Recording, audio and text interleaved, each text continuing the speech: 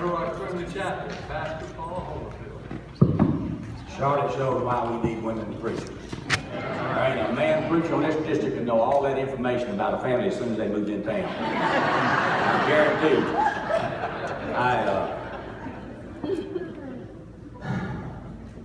Dr. Busick started all this. He started up some big memories in my life. I never had thought about this in years, but when Harley come up and said his wife's going to have to change her name because her name's Mimi, I got thinking, if you called the fire department 30 years ago or 40 years ago and you asked for Paul Holyfield, they'd say, "Hey, PP, telephone." Our name's Paul Phillip. So they called him short PP.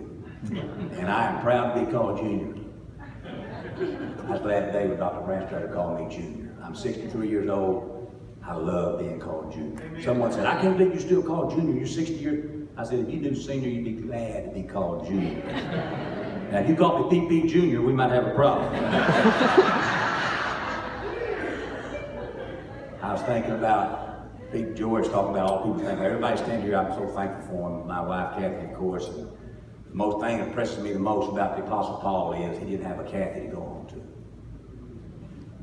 He didn't have a Brenda or a Ruth to go home and have a glass of tea waiting on him at supper. It's always impressed me. But we've been, somebody said, we got one or two things to share the year. We've been focused for 46 years at Friendly Chapel, making it very difficult for people in our neighborhood and people who come into our circle to go to hell. We preach Jesus, and we preach Him lifted up, and we preach He is the way and the only way every Sunday. There's not been a dry altar call at Friendly Chapel in 45 years that I can remember. There's always at least one person seeking at that altar. And so we're just going to keep lifting him up. We're going to keep presenting him. But I mean, he's not here now. He had to go to therapy today. But I want to take just about a minute to, Judy's here. But 30 or 40, probably 40, 38 years ago, I guess. No, not quite that long. It's been about 3 decades that Jack and Judy have been at Friendly Chapel. My dad went to a camp meeting in Illinois. And the pastor's wife told Jack, who had just become a Christian, "You need to go to this camp meeting." He said, "Oh, I can't really go." He said, "Oh, you'll love this guy. He's a former professional boxer, and he's a fireman, and he's on fire for the Lord. You'll really like him." And Jack went, and Judy. And my daddy walked out and said, "My Lord knows the way through the wilderness. All I have to do is follow." He said he had me. And after a week of camp meeting, he decided he was supposed to come to Friendly Chapel, and he was supposed to help Paul Holyfield. And Jack Kuchar and Judy Kuchar came for $225 a week. About 10 years ago, he told me, "My dream is to be a full-time Christian volunteer." So, Paul, I want to forfeit that $200 a week. And I want to be a volunteer. We think we can make it on Judy's salary. And they'll be moving back to, well, not Illinois, but Ohio. And he has invested his life in a place called Friendly Chapel and helped my daddy do everything my daddy can't do and I can't do. And we're going to miss Jack and Judy Kuchar.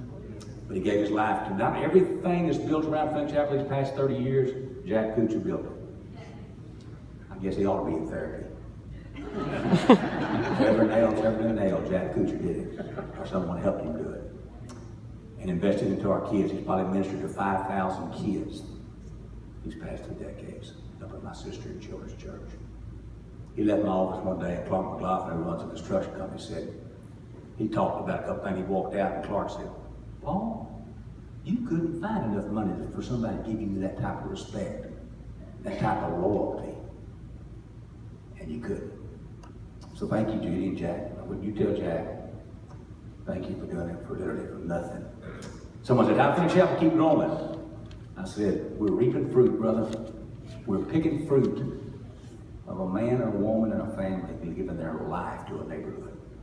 My mom was 82, she fell Monday night. But everybody always talks about Brother Paul. I'd like to ask you to do me a favor. We all talk about Sister Barbara a whole lot more. That's right. And I sure would appreciate it. If you think about Friendly Chapel, whisper a little prayer for Sister Barbara, who gave her life for a neighborhood. Friendly Chapel's blessed, but sometimes the blessings of God will work you to death. So we got to be careful, but respectfully submitted.